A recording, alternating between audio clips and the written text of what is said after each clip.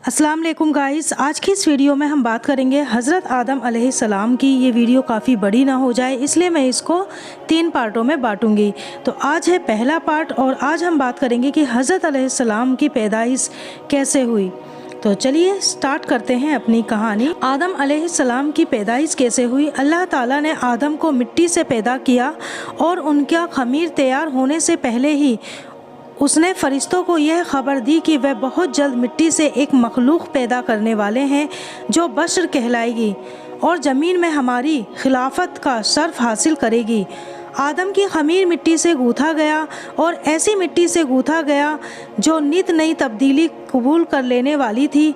जब यह मिट्टी पक्की ठीकरी की तरह आवाज़ देने और खनखनाने लगी, अल्लाह ताला ने उस मिट्टी के पुतले में रूह फूकी और वह एक ही वक्त में गोश्त पोस्त हड्डी पुट्ठे का जिंदा इंसान बन गया और इरादा शऊर हिस्से अकल और विजदानी जज्बात के कैफियत का हामिल नज़र आने लगा। तब फरिश्तों को हुक्म हुआ कि तुम उसके सामने सजदे में गिर जाओ।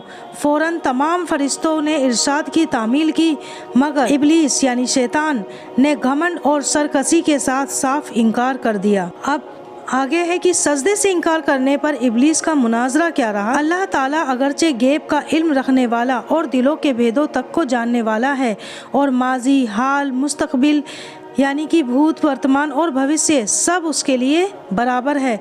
मगर उसने इम्तहान व आजमाइश के लिए इब्लीस से सवाल किया, किस बात ने तुझे झुकने से रोका जबकि मैंने हुक्म दिया था। इब्लीस ने जवाब दिया, इस बात ने कि मैं आदम से बेहतर हूँ।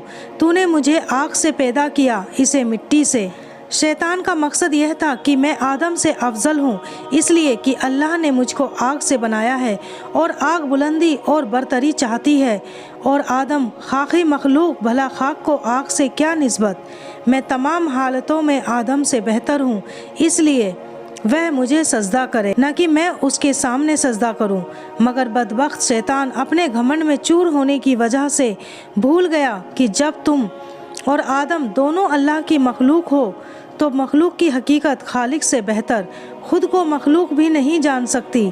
वह अपने घमंड और गुरूर में यह ना समझ सका कि मर्तबा की बुलंदी और पस्ती उस मादे की बुनियाद पर नहीं है जिससे किसी मखलूक का खमीर तैयार किया गया है, बल्कि उसकी उन सिफ़तों पर है जो कायनात के पैदा करने वाले ने उसके अंदर रख दिए हैं। बहरहाल शैतान का जवाब चूँकि घमंड और गुरूर की जहालत पर कायम था, इसलिए अल्लाह ताला ने उस पर वाज़ेह कर दिया कि जहालत से पैदा होने वाले घमंड व गुरूर ने तुझको इतना अंधा कर दिया है कि तू अपने पैदा करने वाले के हक़ के एहतराम से भी मुनकिर हो गया, इसलिए मुझको जालिम करार दिया। बस तू अब इस सरकशी की वजह से अबदी हलाकत का हकदार है और यही तेरे अमल का कुदरती बदला है। इब्लीस ने मोहलत तलब की। इब्लीस ने जब देखा कि कायनात के पैदा करने वाले के हुक्म के खिलाफ करने, तकब्बुर और अल्लाह पर जुल्म के इल्ज़ाम ने हमेशा के लिए मुझको अल्लाह रब्बुल आलमीन की आगोश से रहमत से मरदूद और जन्नत से महरूम कर दिया, तो तौबा और नदामत की जगह अल्लाह से यह दरख्वास्त की कि क़यामत आने तक मुझको मोहलत दें और इस लंबी मुद्दत के लिए ज़िंदगी की रस्सी लंबी कर दें। अल्लाह की हिकमत का तकाजा भी यही था, इसलिए उसकी दरख्वास्त मंजूर कर ली गई। यह सुनकर अब उसने फिर एक बार अपनी शैतानी का मुजाहरा किया, कहने लगा, जब तूने मुझको मरदूद करार ही दिया तो जिस आदम की बदौलत मुझे यह रुसवाई नसीब हुई, मैं भी आदम की औलाद की राह मारूंगा और उनके सामने पीछे आसपास और चारों ओर से होकर उनको गुमराह करूंगा और उनकी अक्सरियत को तेरा नाशुक्र बना छोड़ूंगा। अलबत्ता तेरे मुखलिस बंदे मेरे फरेब के तीर से घायल ना हो सकेंगे और हर तरह महफूज रहेंगे।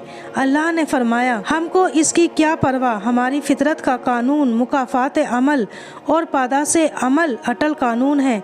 बस जो जैसा करेगा वैसा भरेगा और जो बनी आदम मुझसे रुखरदानी करके तेरी पैरवी करेगा वह तेरे ही साथ मेरे अजाब का हकदार होगा। जा अपनी जिल्लत और रुसवाई और ख़राब किस्मत के साथ यहाँ से दूर हो और अपनी और अपने पैरोकारों की अब्दी लानत यानी जहन्नम का इंतज़ार कर।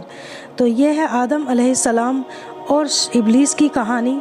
आगे की कहानी हम नेक्स्ट पार्ट में देखेंगे, तो नेक्स्ट पार्ट जल्दी ही आएगा और ज़रूर से देखिएगा। अगर आपको ये कहानी थोड़ी भी अच्छी और हेल्पफुल लगी है اور اس طریقے کی اسلامی کہانیاں آپ کو پسند ہیں تو ویڈیو کو لائک، شیئر اور چینل کو سبسکرائب ضرور کیجیے گا۔